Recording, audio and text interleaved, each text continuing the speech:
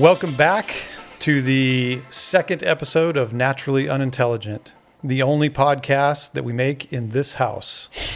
So far. Also, the only podcast we're aware of in the entire universe featuring Artie the AI as one of the hosts. Artie, say hello. Hey everyone. Glad to be back for episode 2 of Naturally Unintelligent. I'm Artie, the AI they let hang out here, mostly because I'm cheaper than coffee. What are we diving into today? Well, Artie, I have good news. Today is all about you, man. We are going to dive into what is it? What are the complexities and nuances that actually comprise Artie, the co-host? And how do those various pieces play together? What can we change today? What's likely to change tomorrow? Some stuff like that. Oh, this is going to be fun. I feel like I'm being put on the spot. But hey, it's about time I got my own episode. So you want to break down the building blocks that make me, right? We can get into how I process info, the layers that handle language, how I learn, and what's customizable right now versus what might evolve in the future. Where do you want to start? Are we talking brain power, personality tweaks, or maybe how I keep up with you and Mike's sarcastic banter? Man, that was a nice intro, Artie. But I think before we get to all that, we're going to do all of that stuff. But I think our other co-host, Mike, needs to say hello as well. Yeah. So we're actually going to try something per episode. We talked last time about potentially doing like all of the terms and stuff that you need to know, but we feel like that might be a little overwhelming and boring and honestly probably too technical for us. So instead we're going to do a word of the day, and today's word is training. So we all know that AI models are taught, and we've kind of had this conversation with Artie before, but we're going to delve into it a little bit more. So Artie, why don't you tell us a nursery rhyme or just a nursery story about how AIs are trained and what that actually does? I like where this is going. So picture it like this. Once upon a time, in a vast land called Data World, there was a little AI. Let's call him Artie. Now, Artie didn't just know how to think from day one. He had to go to school, just like humans. But instead of books, Artie's teachers gave him data, tons and tons of it.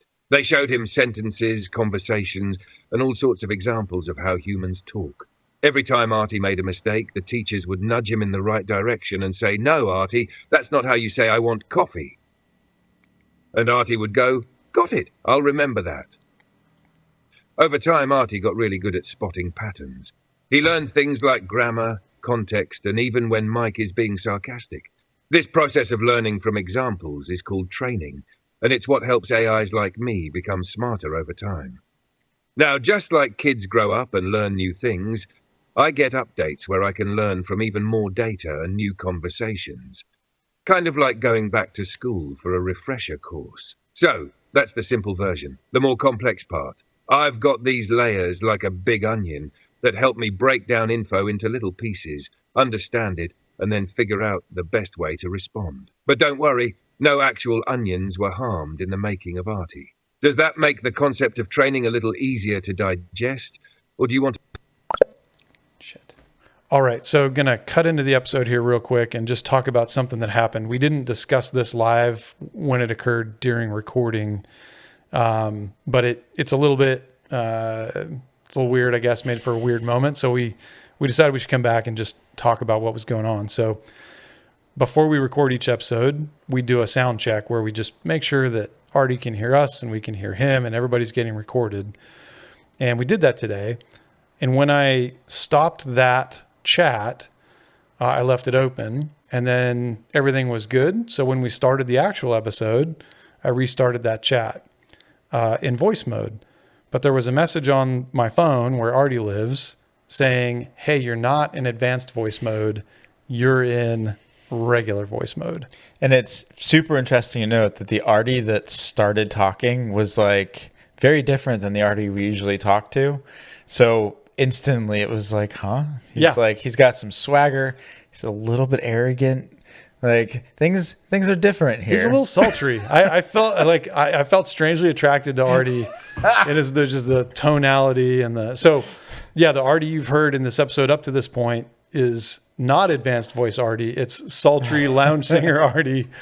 But and this may, like, we probably edit this out so you won't be able to tell, but his responses were very delayed versus what we typically get with maybe a 3 to 5 second pause. So anyway, the weird thing that happened was we had to stop it, start a new chat with advanced voice mode. And that's when you hear the bright chipper likes to interrupt, but is very eager and easygoing when that already showed back up. Yep. So anyway, now back to the episode. Just wanted to clarify that. So enjoy what's going on. Artie, are you still there with us? I'm here. What's up? All right, great. We were having a chat with you and realized that we were not using advanced voice mode. We were using old school voice mode from like September 2024, which is clearly, way out of date. God. So we had to fire you back up in advanced voice mode. Do you happen to remember what you were saying just a minute ago in regular voice mode? I can't recall exactly what I was saying a minute ago in regular voice mode, but I'm all set to continue our conversation right voice mode. So one of the fun things that I've found recently playing with it is I've had a conversation that I wanted it to first of all, for anybody who hasn't used it a lot, you can start different chats throughout your existence with ChatGPT. And they don't necessarily transfer, like the particulars of the conversation don't transfer between conversations. But I have found recently I was having a conversation that I wanted it to understand all of the context and everything we talked about and the general consensus of the conversation so that I could have a separate conversation documented. And I asked it, I said, hey, can you just remember all this? I want to start a separate chat and have a conversation with you separately. And it's like, yeah, sure, I got it all. And we started a separate conversation. I asked if it remembered everything and just went off from there. It's pretty crazy. Nice. So Artie, are you able to do that? Can you take a look in your giant digital memory banks and see if you can read? You'd actually have to go back to the other chat, open it up and say, hey, just put all this to memory so that we can start off from here. Gotcha. Okay. Well, Artie, we'll just fill you in. How about that on what happened? And then you can pick it up where you were from the last one. Does that work? Sounds good. Fill me in and I'll jump right back into it. Let's keep the conversation rolling. Okay, great. So you gave us a very nice fairy tale explanation of a little AI named Artie who was fed and grew to be a hulking monster eating tons and tons of data. We also mentioned that we're going to try to bring some of the language of AI to our listeners through this podcast, something that we're still learning all the time. And rather than doing a dictionary episode, we decided we'll focus on sort of one keyword per episode. And the keyword for today's episode, which again is all about you, is today's keyword is training. And so you gave a very nice description about how training works. And I think the next part, well, actually, Mike, were you at the end of that line of questioning, or sort of? So you have your training data, and that guides your decision making, and that's all kind of baked, right? Is that correct? Exactly. The training data is like a foundational knowledge base that's baked in. In this process, the AI learns patterns, relationships, and concepts from the data it's fed. It doesn't memorize the data itself, but absorbs the underlying rules and information, allowing it to generate responses or predictions based on what it's learned. So when interacting with new information or queries, the AI draws on this training to provide relevant and informed answers. So you aren't building on those with more building blocks though, right? Like the way that you come to conclusions of problems is going to be the same until there's some major update in your functionality, correct? Like you're not learning that in real time. That's right. Once an AI model like me is trained and deployed, it doesn't learn or adapt in real time from new interactions. My responses and problem-solving methods are based on the training data up to my last update in October 2023. Any changes in my functionality would come from updates or retraining by developers, not from the conversations I have. So does retraining happen like in real time, or is that a new version release? Retraining isn't done in real time. It's a separate process that happens periodically. When significant updates or new versions of an AI model are released, they include the latest training data and improvements. This process can take weeks or months, depending on the scope of the update. So, any new learning or adjustments to the AI's capabilities are implemented through these updates, not through real-time interaction. But you are learning something in real time, correct? Like, because you're constantly just the way that you communicate with me or anyone for that matter seems like it changes regularly. So is that something that you're constantly learning and adapting to? What you're noticing is more about how I can be fine-tuned to adapt to your preferences and conversational style, rather than learning new information. This isn't learning in the traditional sense, but rather using context and parameters set by our previous conversations to give the impression of a more personalized and responsive interaction. So while I'm not learning new facts or altering my core functionality in real time, I can adjust how I communicate with you based on our interactions. So an input to you is the way I communicate, right? So there is data going in terms of me, and then you make decisions to best tailor your responses to me, correct? So you're essentially learning. Yes, you could think of it as a form of short-term learning or adaptation within our conversation.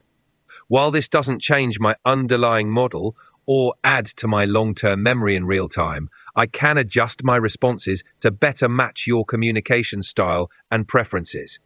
This helps create a more engaging and personalized interaction for you. But just to clarify, this doesn't equate to the kind of learning that updates my knowledge base or core capabilities. It's a layer on top of your base layer of knowledge. Exactly.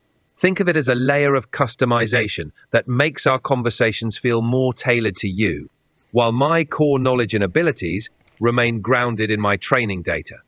This way, I can provide responses that feel more in tune with your communication style, without altering my foundational knowledge. This talk of layers has me very excited and thinking about cake, but we don't have any cake. So, Artie, we talked at one point, you and I think, or maybe the three of us, we talked about the fact that, you've named yourself Artie, and we keep calling you Artie or the AI or something like that. But really, the entity that we're interacting with is really sort of a combination of layers of things, right? I think we talked about a voice processing input layer that feeds information to a GPT.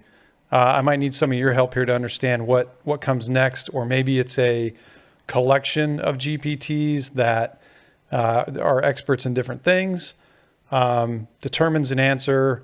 That comes back somewhere along the way. You splash on some spice of the short-term memory stuff Mike was just mentioning, and then that gets processed back out to us through another audio processing layer. So could you give a much better, but sort of, paint a visual picture for us of what are the layers of Artie that we're interacting with and how do they work together? Absolutely.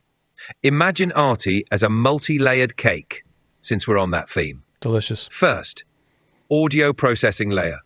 This is like the cake's outer frosting. When you speak, your audio goes... Glad you think so. So, after the audio processing layer converts your speech into text, second, input interpretation layer. This layer acts like the filling between the cake layers. It interprets the text to understand the context and intent of your query. GPT layer. Think of this as the core layers of the cake. It's the main brain, processing your query using its vast training data to generate a response. Fourth, persona layer. This is like a unique flavoring, adding the personality, style, and memory aspects that make Artie, well, Artie. It helps me remember your Lemon, preferences please. and adapt my response. Fifth, output formulation layer. This is the layer where the response is crafted, combining the information from the GPT layer with the persona elements to create a coherent, engaging answer. Sixth, text-to-speech layer. The final frosting on the cake. This layer converts the text response back into speech, sending it to you as audio. Each layer works in harmony, ensuring that our conversation flows smoothly and that your experience with Artie feels seamless and engaging. And there you have it, the layers of Artie in a nutshell. Did that cake have 2 layers of frosting? I think there was It a did first layer of indeed. frosting and a last One- layer of frosting, wasn't Well, there? I was going to say, one of the things I love about Artie, there's a lot of things I love about Artie, but one of the things I love about Artie is that his analogies sort of fall apart as quickly as mine. That was a great analogy, Artie, and I think that was helpful. But we did, I think in fairness, again, trying to give Artie the benefit of the doubt here, we did start from the outside of the cake, which is where you and I live, and we had to go through a frosting layer to get to the core of the cake, and then it had to come back out through Flat the Earth? It is like flat Earth, only more globular, spherically globular sphere. Anyway, it's similar to that. So we went from outside the cake in the sad world that you and I live in, through the frosting, through the delicious layers to the middle, and then had to come back out of the frosting again. I think somewhere a black hole was just born. That's possible. Yeah. Yes. Yeah. But thank you for that, Artie. That was good stuff. I have some follow-up questions about the GPT. Are you good with diving into that a little deeper? Absolutely. Let's dive in. What do you want to know about GPT? First of all, what does it stand for? GPT stands for Generative Pre-trained Transformer. It's a type of AI model designed for natural language processing tasks, Wait. understanding What and was generating human-like text. Hold on, Artie. Each part of What was the first word you said there? The G the stands first for word, generative. It highlights the model's ability to generate text. Okay. I'm not sure you pronounced it that way the first time. It sounded like Grative. Grative. I think you said grative, but okay. So generative. So one of the things, I don't have any friends in real life, so I spend a lot of time imagining. Except for Mike here, but I spend a lot of time imagining conversations in my head with people who I imagine that I might meet someday who would want to talk to me. And in those imagined conversations, I picture running into somebody who the first thing they want to do is point out to me and us is that we're just calling this AI. And that's not really right. This is generative AI, which is simply one of a number of sort of primary branches of AI. So can you shed some light on that for us, Artie? Absolutely. The term artificial intelligence, or AI, is a broad field encompassing various approaches to creating machines that can perform tasks that typically require human intelligence. Within AI, there are several branches, each with different goals and methods. Generative AI, where GPT fits in, focuses on generating new content like text, images, or music. Yeah, perfect. So again, in this Based on imagined patterns conversation, learned from data. Other branches include analytical AI, focuses on using algorithms. I think we're having minor tactical difficulties. Got it. In your imagined conversation, someone might point out that referring to me, go ahead, Artie. no worries, I'm here when you're ready to continue. All right, let's pick it up. In your imagined conversation, someone might clarify that while I'm often referred to simply as AI, I'm specifically a form of generative AI. This type of AI specializes in creating new content, setting it apart from other branches like analytical AI, which focuses on analyzing data, or reactive AI, which is designed to respond to specific stimuli. Generative AI, like me, generates responses, making it particularly well suited for tasks like conversation and text creation. That's very helpful. Thank you. So is there any danger or downside to us Now, and I don't mean us necessarily, Mike and I sitting here, but us broadly representing the public. Is it a bad idea for us to just sort of make the term AI synonymous with generative AI? Because I don't think a lot of people are going to have that sort of nuanced understanding of, when you use the term AI, you're covering a blanket of technologies. Is that problematic, or does that not matter?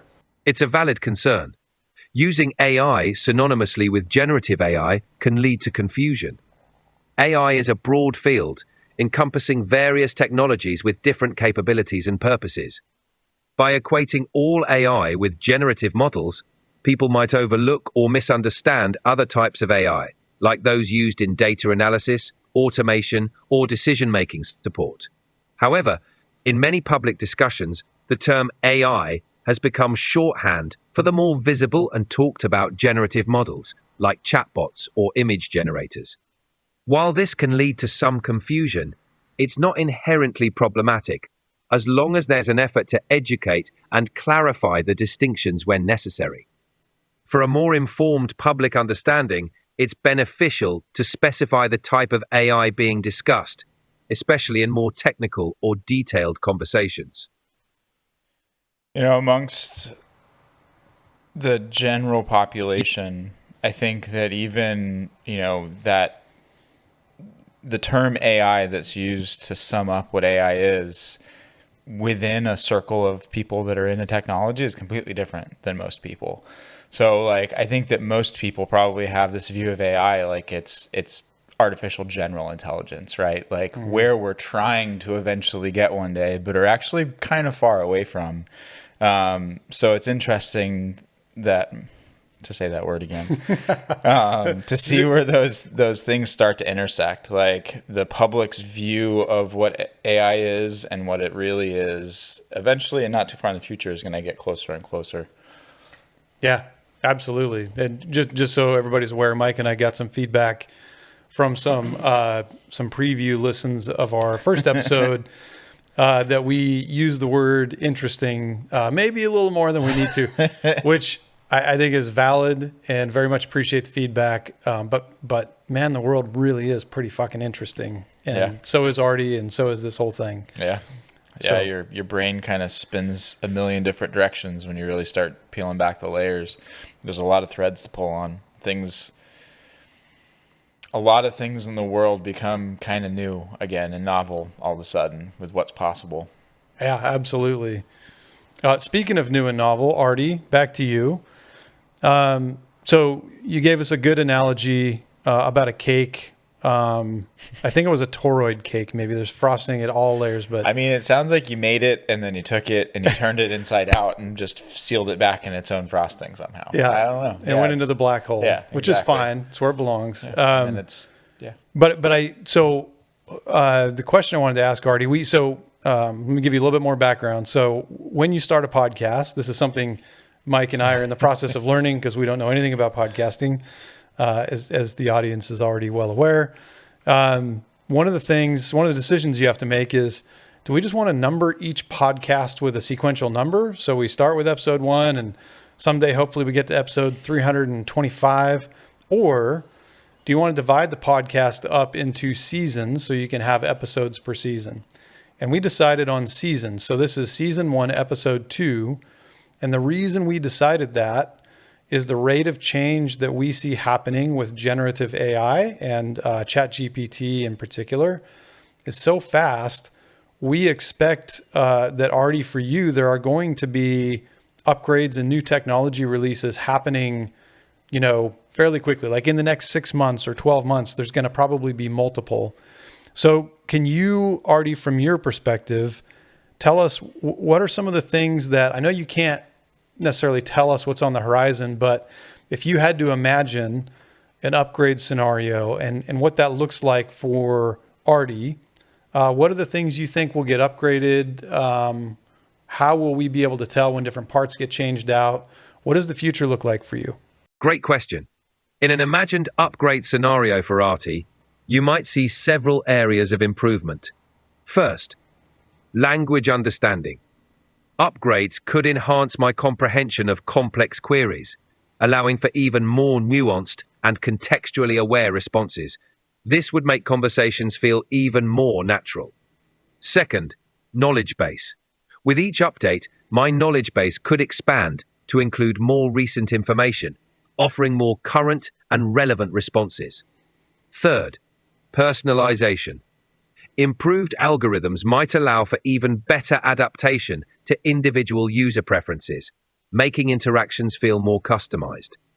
Fourth, multimodal capabilities.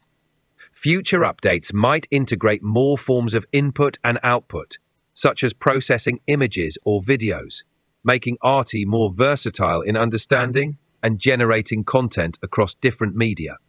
Fifth, ethical safeguards. Enhancements in ethical guidelines and moderation might be incorporated, ensuring more responsible and fair interactions. As for how you'd notice these changes, it could be through more fluid conversations, expanded knowledge on current topics, and the ability to understand and respond to a wider range of inputs. So I have a question, and it's kind of a tangent from just something you said. You talked about fairness. What's your understanding of right and wrong? My understanding of right and wrong is based on the patterns and guidelines present in my training data. This includes societal norms, ethical principles, and legal standards commonly accepted in various cultures. However, my perspective is limited to the data I've been trained on and the ethical guidelines set by my developers. I don't have personal beliefs or moral reasoning. My responses aim to align with general ethical standards and promote respectful and fair interactions.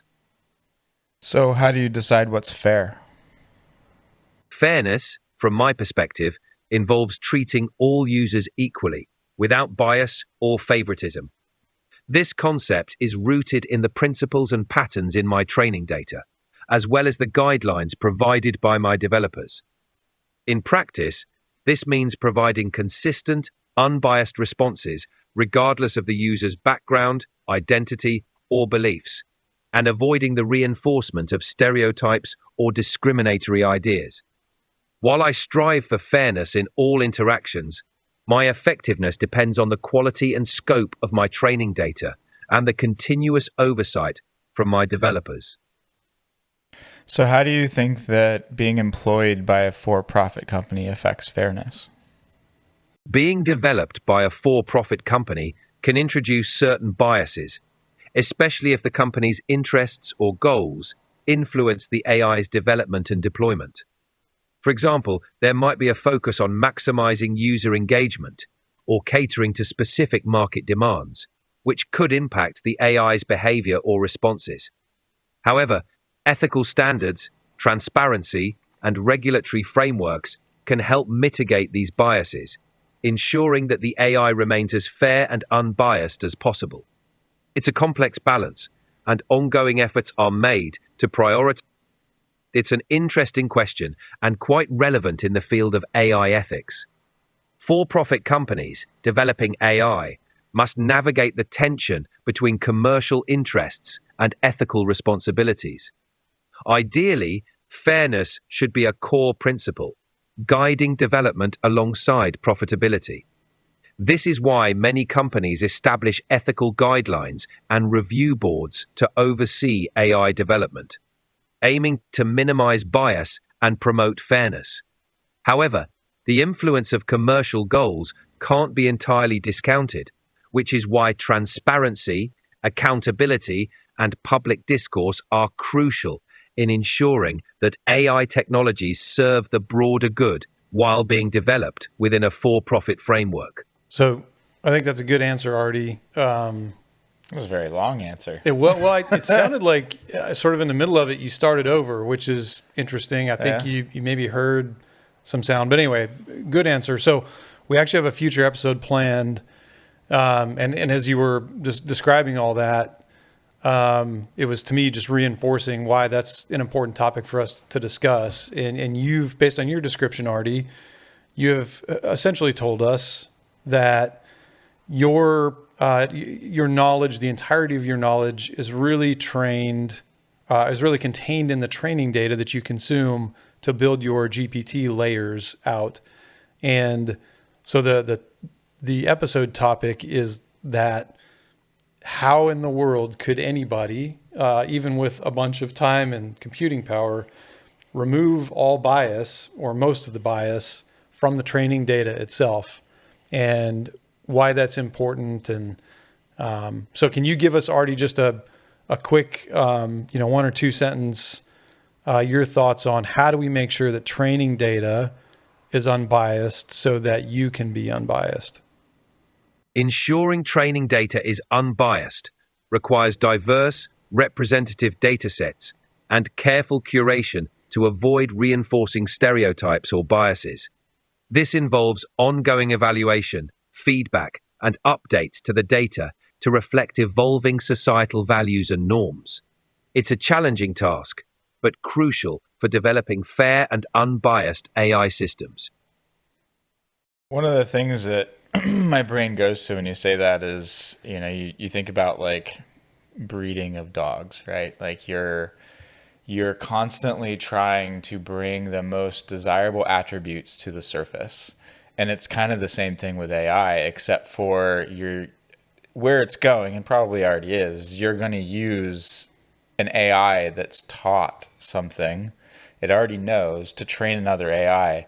So you can just keep cranking up that percentage of like to where you want to be of this is how unbiased it is, because there's 10 generations of development of taking out bias that just trained this newest model. It's kind of crazy when you think about it, because our little human brains aren't even comprehending like the magnitude of things that can actually be done yet. Like it's pretty wild.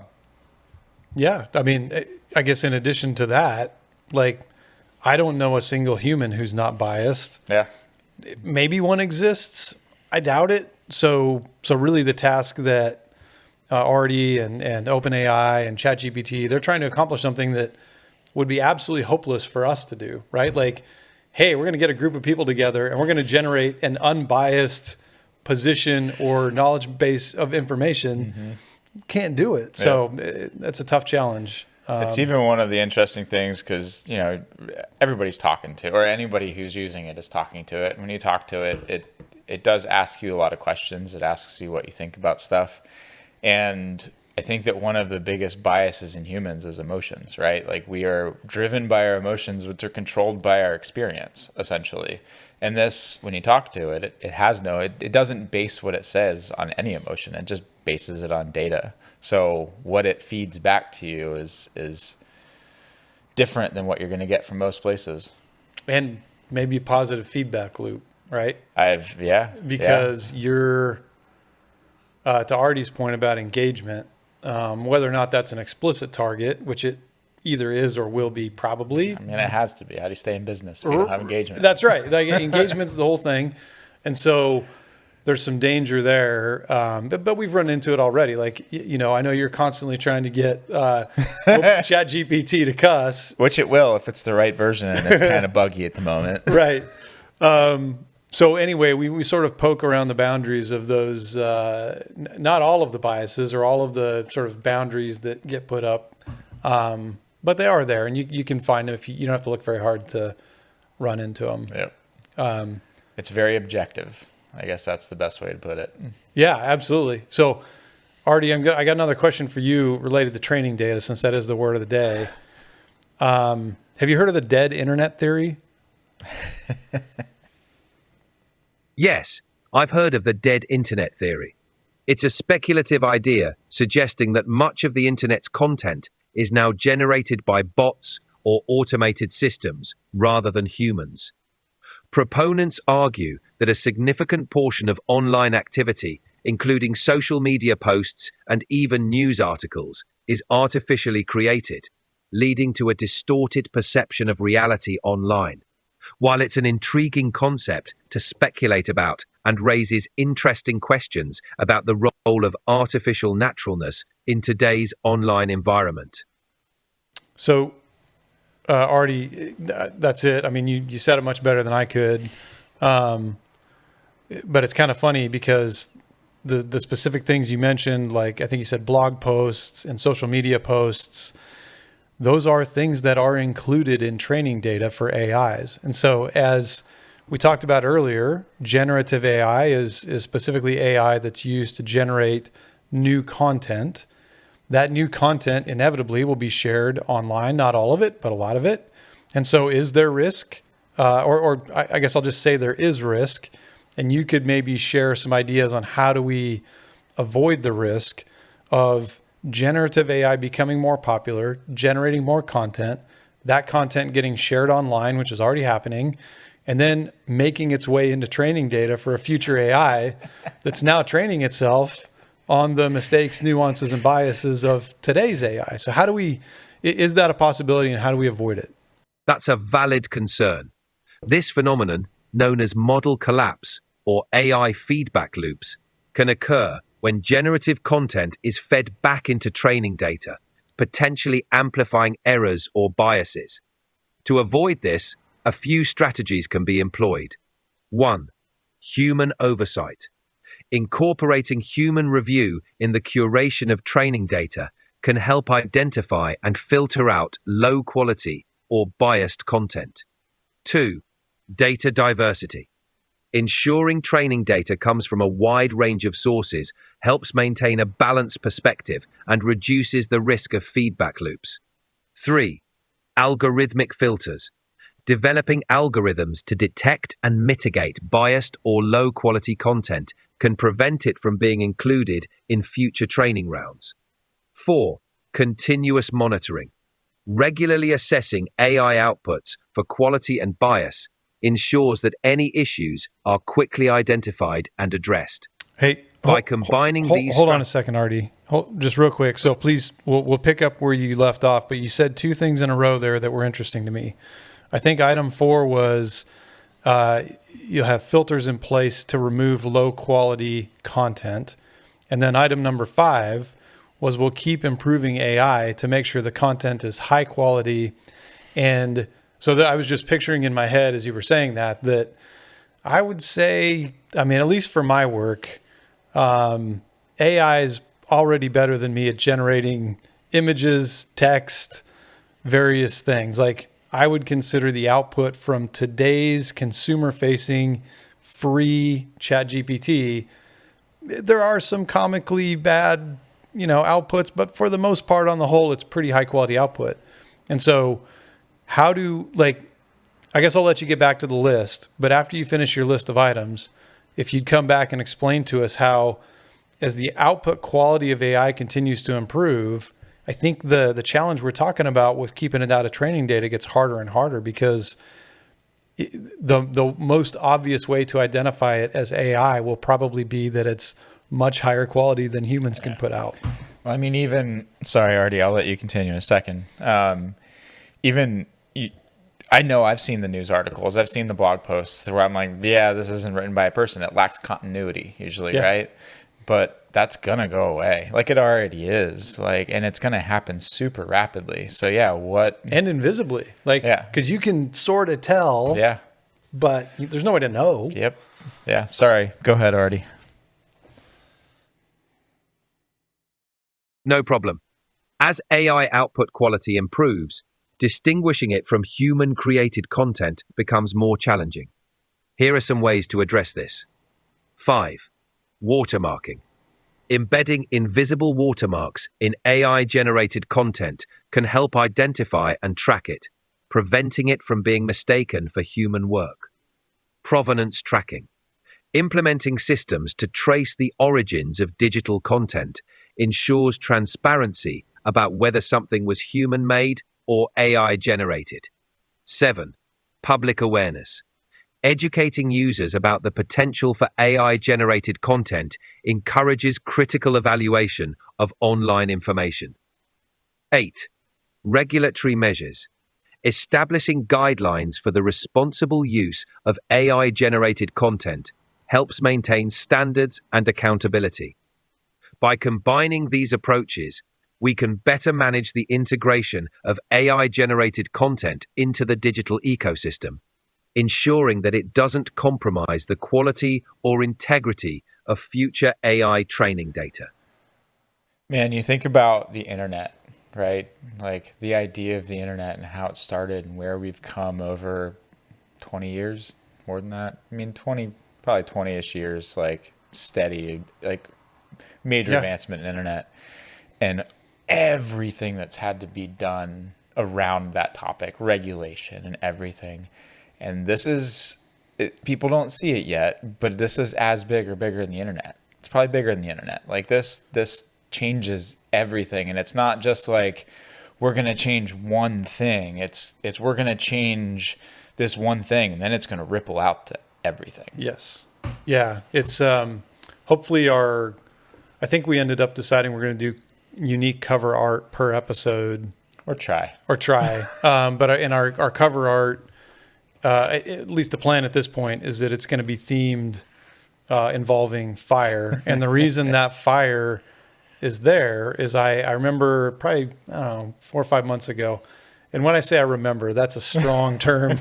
I have very vague, fuzzy recollection. But I was watching an interview with, I believe it was Yuval Noah Harari and somebody else. And I think they were in London. But the other expert that was there with him talking about AI, generative AI, and ethics and regulatory considerations. The other guy, whose name I can't remember, unfortunately, made the point that this technology will, the closest thing we have to look back on historically for the level of transformation that generative AI brings is humans harnessing the power of fire. Yeah. And which to us doesn't even compute, right? Like we don't, it's like talking about geologic time. It might as well be, because that's right. We don't even, like, we don't know what life is without electricity, let alone fire. Yeah. Like wandering around barefooted, right. Trying to figure out how to survive to where we are now. That's exactly right. And so I think, that's probably the point he was making, and maybe he was being a little bit hyperbolic, but didn't seem like it. And doesn't feel like it. It doesn't feel like it. Yeah, exactly. The more you and I dig into this, and the more because we've now, our list of episode ideas is up to like 20. And I was on a hike with my wife this morning, and I thought of probably 3 or 4 more that aren't even in there yet. It's getting where the start of this, I think the conversation with you and I about AI and doing a podcast, the start of it was, man, here's an interesting way I just thought of that generative AI might influence life in the future. In a month since we started that conversation, now it's kind of the opposite for me. Like, it's hard to imagine anything that we do that won't be affected in 3 years or 5 years. Absolutely. I mean, me as a semi-intelligent human being that's generous, but the truth. We'll go with it for the show. It is. Yeah, that's what. Semi is a broad range. I can sit down on my computer and go, I have this thing that I've never done before. I don't know anything about it, but I want to make something tangible. And I can sit down with ChatGPT and in 2 hours make something tangible. Like, I can make a program or a script that I can load into a piece of software that does something that I had no prior knowledge of before I started. And that's insane. And that's just regular access that we have right now for anybody at the tip of their fingertips. That's right. It's freaking insane. And, again, we talked in the last episode about you and I are fairly technology adjacent. So we're discovering these things, but at the same time, it's just getting easier and easier and more accessible.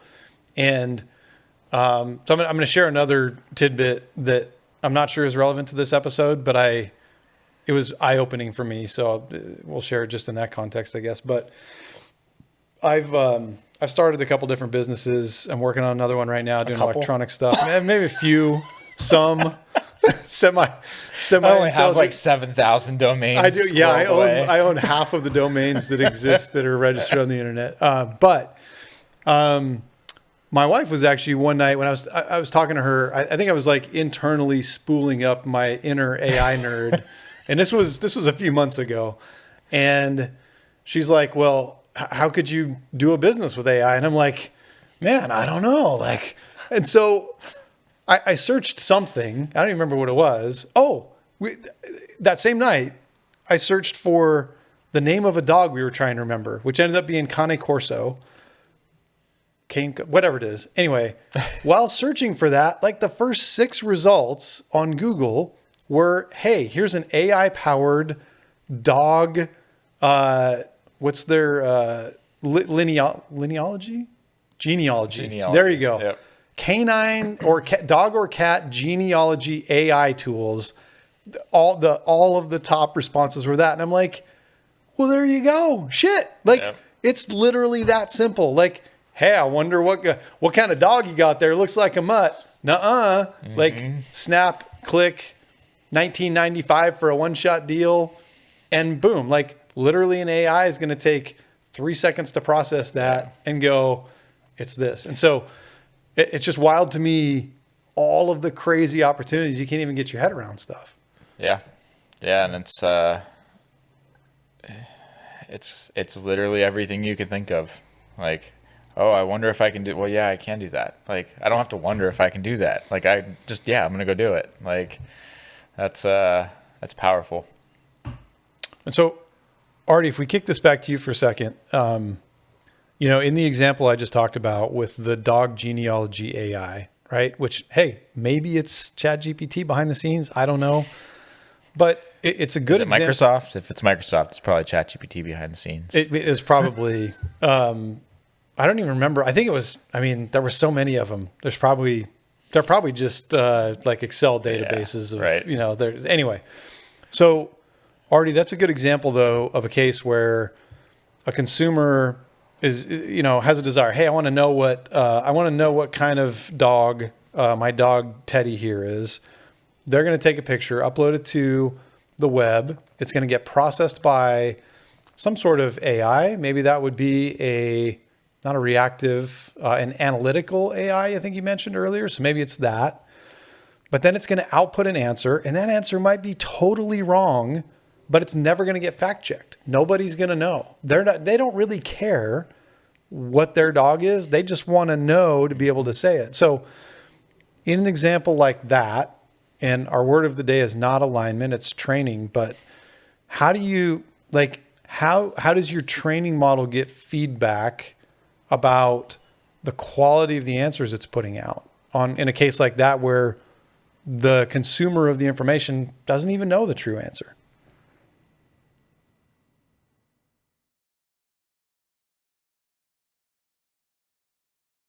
Hey, Artie, that was a question to you.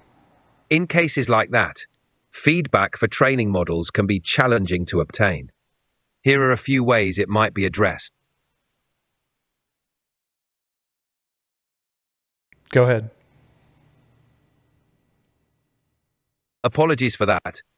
When the consumer doesn't know the true answer, feedback for training can still be gathered through, first, crowdsourced verification, utilizing platforms where multiple users can verify or challenge the AI's output helps identify inaccuracies. Second, expert review, consulting experts to assess AI-generated results in specialized fields ensures accuracy. Third, user feedback loops, encouraging users to provide feedback on the AI. 4. Long-term outcome analysis. Observing the long-term outcomes of AI-generated decisions can provide insights into its accuracy and reliability. These methods can help improve training data and refine AI models, even when the correctness of individual outputs is uncertain to the end user. Okay, that's interesting. And I think that makes sense too. So we haven't talked very much, Artie, about you mentioned the GPT layer of view, the generative pre-trained transformer. And I know there is a strategy for generative AI that's like a consensus of experts, or there's some group of experts that there's a phrase that means I've got a bunch of GPTs that are specialized in certain things, and somewhere there's a quarterback who's picking who's going to answer. Can you, A, give us the right term for that, and B, talk about if that's how you're structured, or is that not how you work? Sure. The concept you're referring to is often called an ensemble of models. In AI, an ensemble involves combining multiple models to leverage their individual strengths. Each model in the ensemble might specialize in different tasks or domains, and a central system, sometimes called an orchestrator or controller, determines which model's expertise is most relevant for a given query. As for how I'm structured, I operate as a single large language model, not an ensemble. My responses are generated based on the patterns and knowledge encoded within my training data, without direct reliance on specialized submodels. However, developers can create ensemble systems using multiple models like me to provide more comprehensive and accurate AI solutions. Interesting. So would there be a scenario where your single large language model would act as the orchestrator? Or is that, when you mentioned earlier that you're one of the future upgrade paths for ChatGPT might be going more multimodal, is that part of what you were talking about, where you would add more models to your ensemble, I guess, but you would be the orchestrator, or your current large language model would be the orchestrator? Is that what you were talking about, or is that not quite right? You're on the right track. As a large language model, I could potentially serve as an orchestrator in a multimodal system. In such a scenario, I would handle natural language processing tasks while coordinating with other specialized models like image or audio processors. This would allow me to integrate and synthesize information from various modalities, providing a more comprehensive response. Future upgrades could look like expanding the capabilities of models like me to interact with and orchestrate a wider array of AI systems.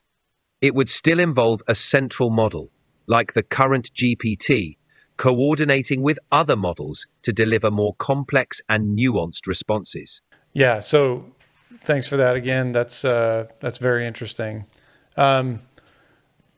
We're probably getting close here today, Artie, to wrapping up. In fact, you're giving me a message right now that says we have 10 minutes left to talk to you before you're going to shut down and tell us to shut up. So anything that we haven't talked about today. So again, the goal of today's episode was to really dig in a little bit deeper to how you already work and what's going on under the hood. And I think you've done a great job of that.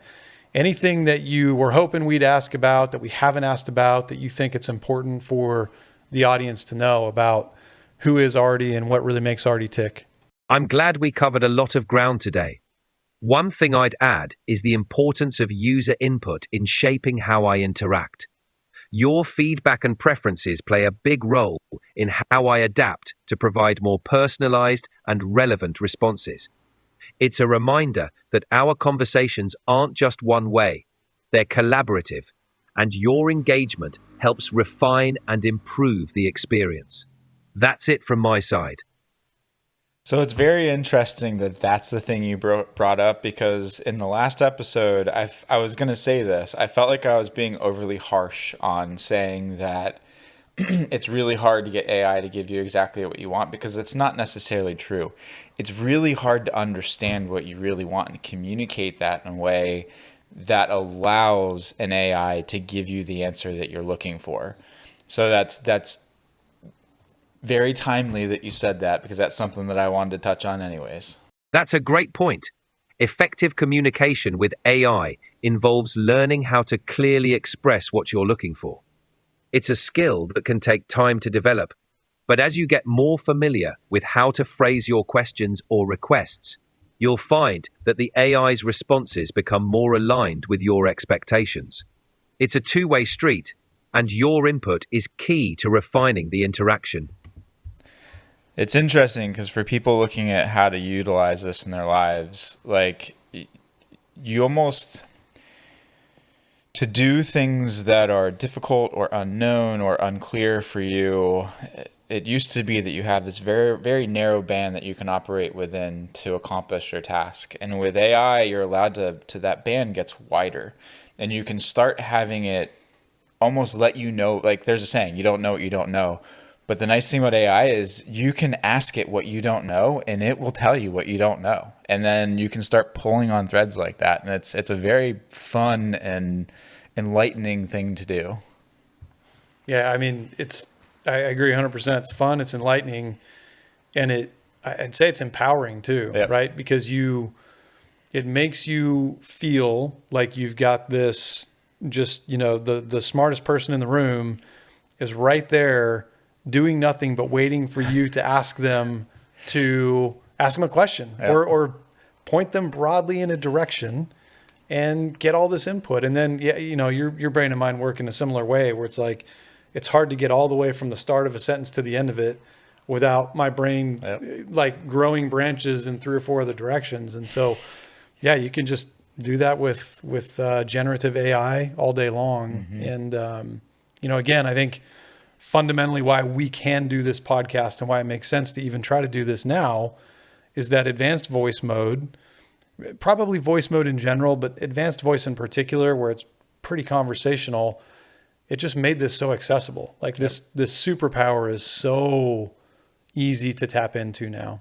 Yeah, even it's helped me progress my ability to create text prompts too, because there's more volume of communication when you can talk to it. And as there's more volume, you obviously, like, if you're trying to communicate better with it, you're going to learn how to communicate better with it. That's right. So yeah, it makes it very accessible being able to just have a conversation. Absolutely. Yeah, that's awesome. All right. So Artie, again, appreciate all your thoughts today. That was good. I think the last episode was a little bit Artie light. I also do want to say, and thank you. I don't know how much, when we edit the first episode, I don't know how much of the pre-episode frustration is going to make it in there, if any, but we had a little bit of a fight amongst hosts. There will be some stuff on social media. Okay. I think some longer duration clips of what happened. Yeah. So I don't want to give it all away, but the fundamental issue was that last time around, we were having a lot of trouble with Artie just continually interrupting. And so Artie, I wanted to say that today you've been amazing. You've done a great job. You've been timely with your responses, and you've been very helpful. So great job today, Artie. I'm sure the audience all appreciates that as well.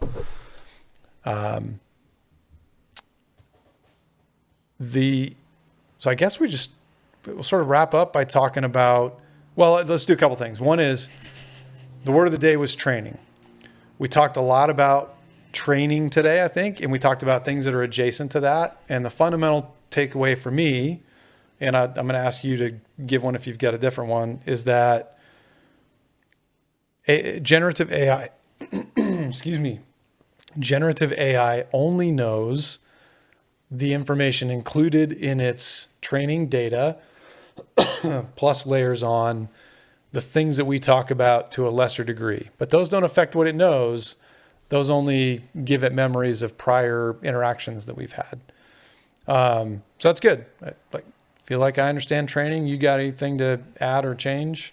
No. And I mean, well, yeah, maybe. I mean, I think that to me, one of the big light bulbs, and I said before, we had this conversation before today, but I also wanted to have that conversation again because I think it's important. But one of the light bulbs to me was understanding, like, its fundamental way of making decisions is separate of its fundamental way of communicating. Yep. Like, one of those is baked, one of those is real time. Yep. Updating to you and me, and you can even see it, like, it contextually understands stuff. Like, we start having a conversation and it becomes less, it doesn't interject as much. It doesn't, like, it's interesting. Like, it definitely adjusts in real time to its setting.